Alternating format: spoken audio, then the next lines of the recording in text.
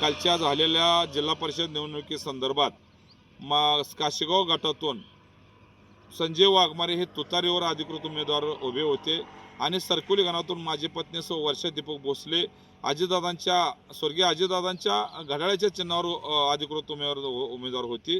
परंतु ज्यांनी आम्हाला एबी फॉर्म दिले होते ते माढा मतदारसंघाचे आमदार अभिजित पाटील यांनी दिले होते। परंतु आम्ही अर्ज छाननीपासून निवडणूक संपेपर्यंत आम्हाला अभिजित पाटलांनी विश्वासघात केला, कारण त्यांना माढा मतदारसंघाचे 4 उमेदवार त्या ठिकाणी 4 गट उमेदवार निवडून आणायचे होते। म्हणून त्यांनी त्या भगीरथ भालके हे विठ्ठलचे माजी चेअरमन आहेत, त्यांचे विरोधक असताना सुद्धा त्यांनी त्यांच्या दोन उमेदवार त्या ठिकाणी निवडून आणले। खरं तर अभिजित पाटलाचे हे वागणं बरोबर नाही। त्यांनी त्याच्या स्वतःच्या राजकारणासाठी आमचा दोघांचा बळी घेतलेला आहे आणि याची तक्रार मी शरद पवार साहेबांच्या पक्षाचे अध्यक्ष प्रदेश अध्यक्ष शशिकांत शिंदे साहेब यांच्याकडे करणार आहे आणि राष्ट्रवादीचे सर्व या राज्याचे नूतन उपमुख्यमंत्री सुनीताताई पवार यांच्याकडे सुद्धा मी यांची तक्रार करणार आहे। आणि खरं तर अभिजित पाटलांचे हे राजकारण हे पाठीत खंजीर खुपसण्यासारखं आहे।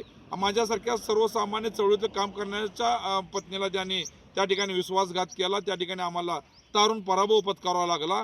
कारण हे तर अभिजित पाटलाचं सगळं कट कारस्थान आहे। आणि अभिजित पाटलांच्या जे माढा मतदारसंघामध्ये काय उमेदवार निवडून आलेत ते धनलक्ष्मीच्या जोरावर आले, त्यांचे अजितदादांच्या सहानुभूतीने निवडून आलेत। त्या ठिकाणी जे काही उमेदवार आलेत त्यांनी त्यांचा काही फायदा झालेला नाही। हे सगळं अभिजित पाटलाचं राजकारण भविष्य काळामध्ये कुणी खपवून घेणार आहे, विश्वासघाताचं राजकारण आहे।